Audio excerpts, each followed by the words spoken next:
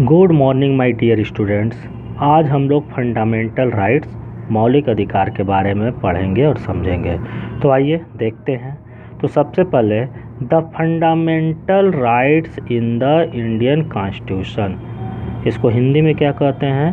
भारतीय संविधान में मौलिक अधिकार, यानी जो फंडामेंटल राइट्स होता है इसी को हिंदी में हम क्या कहते हैं? मौलिक अधिकार। तो मौलिक अधिकार होता क्या है, आइए इसके बारे में देखते हैं। तो सबसे पहले one of the most important features of Indian constitution is the fundamental rights which are provided to all Indian citizen.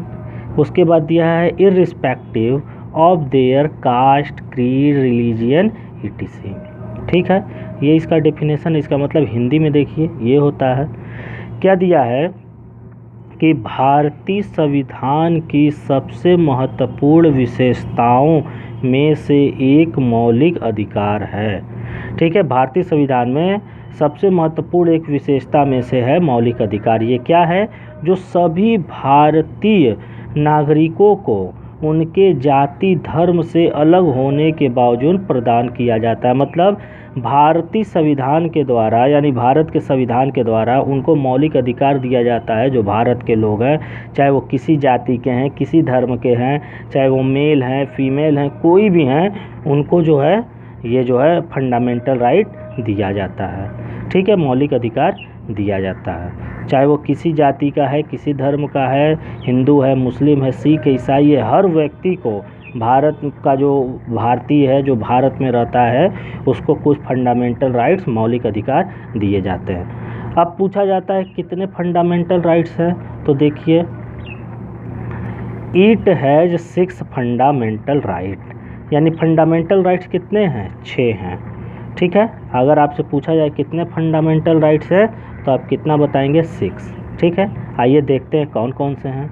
तो सबसे पहला है राइट टू इक्वलिटी, जिसको हम हिंदी में क्या कहते हैं? समानता का अधिकार। ठीक है, दूसरा है राइट टू फ्रीडम, जिसको हिंदी में क्या कहते हैं? स्वतंत्रता का अधिकार, क्योंकि फ्रीडम का मतलब स्वतंत्रता होता है, इक्वलिटी का मतलब समानता होता है। अब देखिए राइट अगेंस्ट एक्सप्लॉयटेशन, यानी शोषण के विरुद्ध अधिकार। फोर्थ नंबर है right to freedom of religion, इसका मतलब होता है धार्मिक स्वतंत्रता का अधिकार। फिफ्थ है कल्चर एंड एजुकेशनल राइट्स, जिसको हिंदी में क्या कहते हैं? सांस्कृतिक तथा शिक्षा संबंधी अधिकार। और 6 है राइट टू कॉन्स्टिट्यूशनल रेमेडीज, जिसका मतलब होता है संवैधानिक उपचारों का अधिकार। यानी इस तरह हमारे कितने फंडामेंटल राइट हैं? 6 हैं। क्या क्या है? Right to equality, right to freedom, right against exploitation, right to freedom of religion, cultural and educational right, right to constitutional remedies. इस तरह हमारे कितने फंडामेंटल राइट हो गए? 6 हो गए। ठीक है, फंडामेंटल राइट दिए किसको जाते हैं? चाहे मतलब भारत का वो व्यक्ति हो, चाहे वो किसी जाति का हो, किसी धर्म का हो, वो भारत में जन्म ले लिया, भारतीय है, तो उसको ये 6 अधिकार मिलेंगे। ठीक है, और ये अधिकार कब दिए गए? जब हमारा संविधान 1950 को देश में लागू हुआ, तब से हर व्यक्ति को क्या मिल रहा है? ये फंडामेंटल राइट्स दिए जा रहे हैं। ओके, अब आगे देखिए, इस कुछ इम्पॉर्टेंट नोट्स हैं। क्या नोट्स हैं? तो ये जो फंडामेंटल राइट्स है, यानी मौलिक अधिकारों का वर्णन संविधान के तीसरे भाग, 3rd पार्ट के अनुच्छेद 12 से 35 तक किया गया है। अब क्वेश्चन ये पूछा जाता है कि मौलिक अधिकार का वर्णन संविधान में कौन से पार्ट में किया गया है? तो आप लिख देंगे 3rd पार्ट। ठीक है, अब पूछा जाता है कौन से अनुच्छेद में, कौन से एक्ट में? तो 12 से 35, यानी 12 से 35 के बीच में जो भी एक्ट बनाया गया है उसमें मौलिक अधिकारों का वर्णन है। जैसे 12 से 35 का मतलब क्या हो गया? जैसे 13, 14, 15, 17, इन सब में मतलब 12 से लेकर 35 के बीच तक किया गया है मौलिक अधिकारों का वर्णन। ठीक है, इस तरह हमने आज क्या जाना? सबसे पहले फंडामेंटल राइट्स के बारे में जाना। ठीक है, फंडामेंटल राइट्स की ये जो है डेफिनेशन है।